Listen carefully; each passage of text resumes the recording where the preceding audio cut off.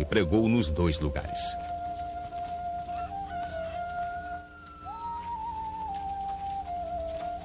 Jesus não tinha emprego, somente os seus ensinamentos.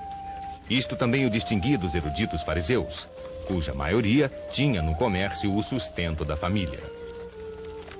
Os fariseus manifestaram a sua desaprovação quando souberam que Jesus e seus discípulos colheram espigas durante o Shabat, um ato considerado como trabalho e, portanto, proibido. Jesus contra-argumentou no estilo dos próprios fariseus, citando as próprias escrituras. Não lestes o que fez Davi quando teve fome, ele e os que com ele estavam, como entrou na casa de Deus e tomou os pães da proposição, e deles comeu e deu aos seus companheiros, embora não fosse permitido comer deles, senão aos sacerdotes? Se compreendesses o sentido destas palavras, quero a misericórdia e não o sacrifício, não condenarias os inocentes.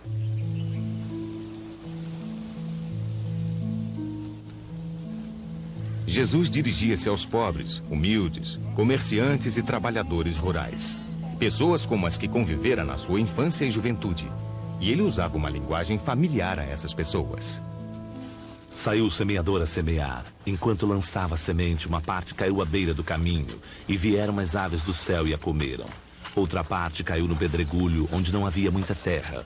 O grão germinou logo, porque a terra não era profunda. Mas assim que o sol despontou, queimou-se, e como não tivesse raiz, secou. Outra parte caiu entre os espinhos. Esses cresceram, sufocaram-na, e o grão não deu frutos.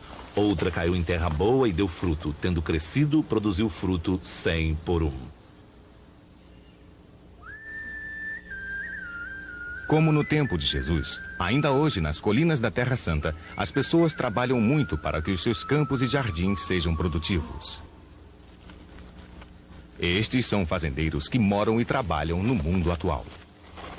Mas da mesma forma que as pessoas para as quais Jesus se dirigia, elas usam animais e não máquinas para puxar o seu arado. O próprio arado é igual ao de 2000 anos atrás. Quando Jesus explicava as suas parábolas a pessoas como essas, pessoas que plantavam trigo e cevada para comer, linho para fazer roupas, elas entendiam, pois ele falava sobre o trabalho que era a sua vida. Eis o sentido da parábola. A semente é a palavra de Deus. Os que estão ao longo do caminho são aqueles que a ouvem, mas depois vem o demônio e tira a palavra do seu coração para que não se salvem crendo. Aqueles que semeiam sobre pedregulho são os que recebem com gosto a palavra, quando a ouviram, mas não têm raízes. Até certo tempo creem, mas no tempo da tentação voltam atrás. E a que caiu entre os espinhos representa aqueles que ouviram a palavra, porém indo por diante ficam sufocados pelos cuidados e pelas riquezas e deleites desta vida, e não dão fruto. Porém a que caiu em boa terra representa aqueles que, ouvindo a palavra, com um coração bom e perfeito, a retêm e dão fruto pela perseverança. Todos os ensinamentos são dados em termos tão práticos e realistas, pois Jesus oferecia uma nova esperança para os pobres e os oprimidos. Vinde a mim todos os que estão fatigados e carregados, e vos aliviarei. Tomai sobre vós o meu jugo, e aprendei de mim que sou manso e humilde de coração, e achareis descanso para as vossas almas, porque o meu jugo é suave e o meu peso leve.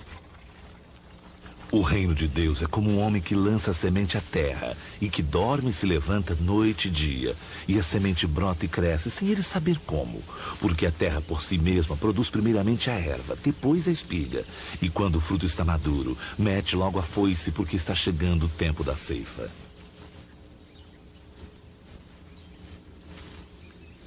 Eis que vos digo: levantai vossos olhos e vede que os campos já estão brancos para a ceifa.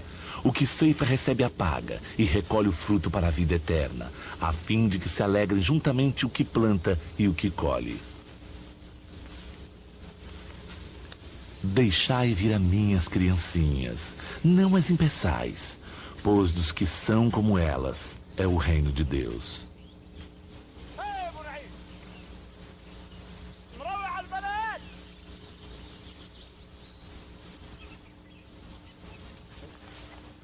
Estas palavras e imagens eram simples, para que permanecessem nas mentes dos trabalhadores enquanto eles voltavam para o duro trabalho de debulhar e joeirar os grãos. Guiar um animal enquanto ele puxa uma tábua cravejada de espigões sobre o solo. E uma criança dá o peso necessário para apertar a roldana. As pessoas escutavam estes ensinamentos. Ensinamentos que refletiam o seu trabalho cotidiano. E escutavam também quando as palavras de Jesus se dirigiam diretamente aos seus mais profundos medos, mágoas, sonhos e esperanças.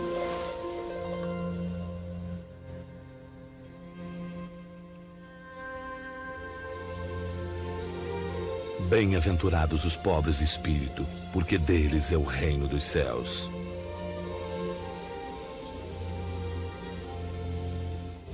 Bem-aventurados os mansos, porque possuirão a terra. Bem-aventurados os que choram, porque serão consolados. Bem-aventurados os que têm fome e sede de justiça, porque serão saciados.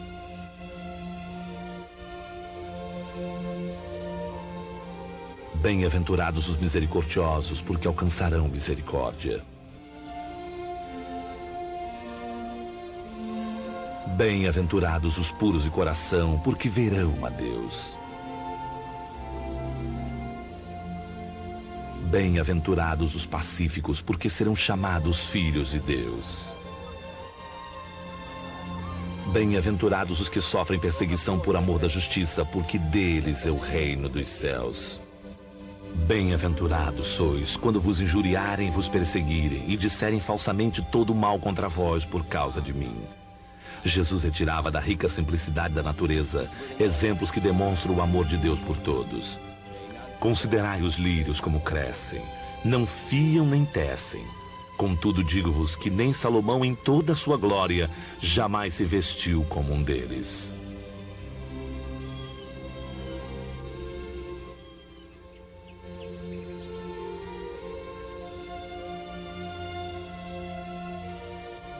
Amai os vossos inimigos, rezai por aqueles que vos perseguem. Assim vos mostrarei filhos do vosso Pai que está nos céus, que faz raiar o seu sol sobre os bons e os maus, e chover sobre os justos e os injustos.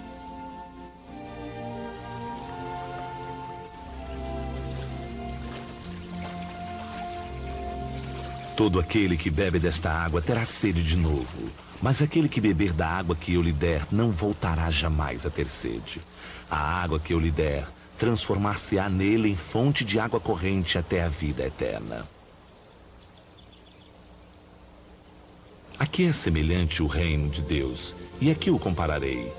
É semelhante ao grão de mostarda que, quando semeado, é a menor das sementes, mas depois de semeado cresce, torna-se maior que todas as hortaliças e estende de tal modo seus ramos que as aves do céu podem abrigar-se à sua sombra. Pois em verdade vos digo, se tiverdes fé do tamanho de um grão de mostarda, direis a este monte, transporta-te daqui para lá, e ele se transportará e nada vos será impossível. Quem de vós, que tendo 100 ovelhas e perdendo uma delas, não deixa as 99 no deserto e vai em busca da que se havia perdido até encontrá-la?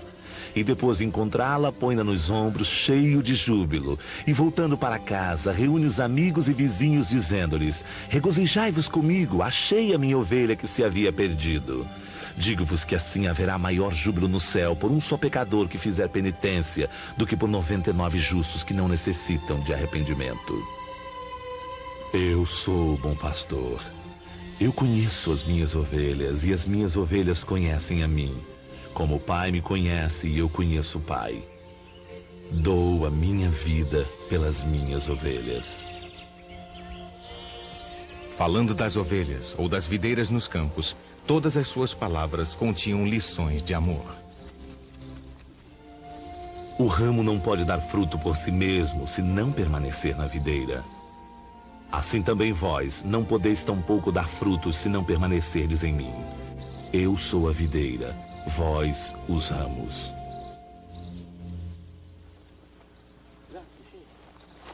Muitos dos que ouviam Jesus tinham vinhas que cresciam em meio aos jardins, espalhando-se sobre locais rochosos onde outros frutos não cresceriam. Outros trabalhavam nas vinhas dos ricos proprietários de terras. Eles colheriam a uva madura durante o verão. E depois banhariam alguns frutos em água quente, junto com um punhado de pó de madeira.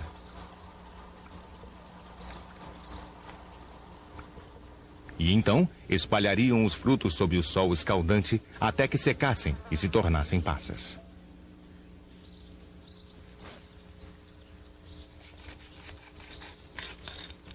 Mas a maior parte da safra era transformada em vinho.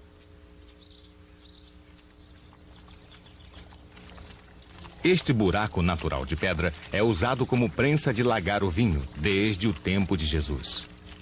As pessoas ainda prensam as uvas nos pés descalços, como o faziam naquela época.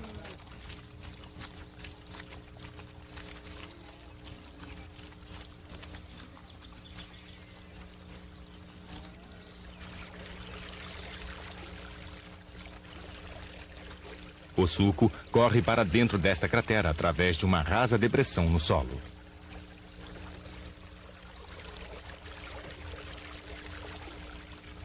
Os resíduos são peneirados por um pano antes que o suco comece a fermentar. O fecho deve ter uma pequena abertura para que os gases liberados durante a fermentação possam sair. Não se coloca vinho novo em odres velhos, pois do contrário se rompem os odres, o vinho se derrama e os odres se perdem. Mas põe-se vinho novo em odres novos e ambos se conservam. O vinho era parte integrante da vida de todos. Misturado com muita água, ele era a bebida tomada em todas as refeições, por crianças e adultos.